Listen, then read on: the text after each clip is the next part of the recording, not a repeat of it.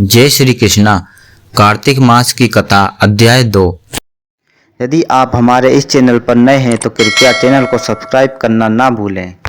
हमारे चैनल पर आपको त्योहारों से संबंधित सटीक जानकारी प्राप्त होती रहेगी। भगवान श्री कृष्ण आगे बोले, हे प्रिय, जब गुणवती को राक्षस द्वारा अपने पति एवं पिता के मारे जाने का समाचार मिला तो वे विलाप करने लगी। हाँ नाथ, हाँ पिता, मुझको त्याग कर तुम कहाँ चले गए? मैं अकेली स्त्री, तुम्हारे बिना अब क्या करूं?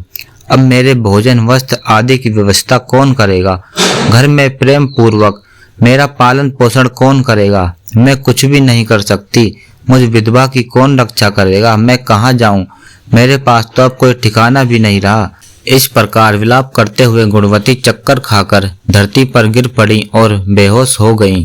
बहुत देर बाद जब उसे होश आया तो वह पहले की ही भांति करुण विलाप करते हुए शोक सागर में डूब गईं।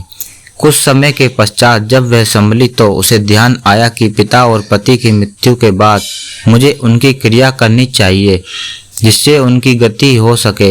इसलिए उसने अपने घर का सारा सामान बेच दिया और उससे प्राप्त धन से उसने अपने पिता एवं पति का श्राद्ध आदि कर्म किया।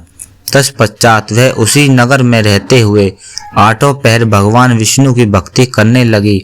उसने मृत्यु पर्यंत तक नियम पूर्वक सभी एकादशियों का व्रत और कार्तिक महीने में उपवास एवं व्रत किए। हे प्रिय, एकादशी और कार्तिक व्रत मुझे बहुत ही प्रिय हैं। इनसे मुक्ति, भक्ति, पुत्र तथा संपत्ति प्राप्त होती है। कार्तिक मास में जब तुला राशि पर सूर्य आता है तब ब्रह्म मुहूर्त में उठकर स्नान करने वे व्रत वे उपवास करने वाले मनुष्य मुझे बहुत प्रिय हैं, क्योंकि यदि उन्होंने पाप भी किए हों तो वे स्नान एवं व्रत के प्रभाव से मुझे मोक्ष प्राप्त कर जाते हैं। कार्तिक में स्नान, जागरण, दीपदान तथा तुलसी के पौधे की रक्षा करने वाले मनुष्य साक्षात विष्णु के समान है। कार्तिक मास के मंदिर में झाड़ू लगाने वाले, स्वास्तिक बनाने वाले तथा भगवान विष्णु की पूजा करने वाले मनुष्य जन्म मरण के चक्कर से छुटकारा पा जाते हैं। यह सुनकर गुणवती भी प्रतिवर्ष श्रद्धा पूर्वक कार्तिक का व्रत और भगवान विष्णु की पूजा करने लगी। हे प्रिय, एक बार उसे ज्वर हो गया और वह बहुत कमजोर हो गई। फिर भी वह किसी प्रकार गंगा स्नान के लिए चली गई। गंगा तक वहां पहुंच गई, परंतु शीत के कारण वह बुरी तरह कांप रही थी। इसी कारण वह शिथिल हो गई। तब मेरे दूत उसे मेरे धाम ले आए।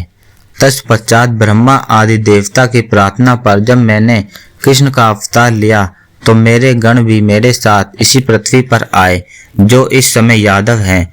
तुम्हारे पिता पूर्व जन्म में देव शर्मा थे तो इस समय सतराजीत हैं। पूर्व जन्म में चंद शर्मा जो तुम्हारे पति था वह डाकू है, और हे देवी, तुम ही वे गुणवती है। कार्तिक व्रत के प्रभाव के कारण ही तुम मेरी अर्धांगिनी हुई हो। पूर्व जन्म में तुमने मेरे मंदिर के द्वार पर तुलसी का पौधा लगाया था। इस समय वह तेरे महलों के आंगन में कल्पवृक्ष के रूप में विद्यमान है। उस जन्म में जो तुमने दीपदान किया था उसी कारण तुम्हारी देह इतनी सुंदर है और तुम्हारे घर में साक्षात लक्ष्मी का वास है।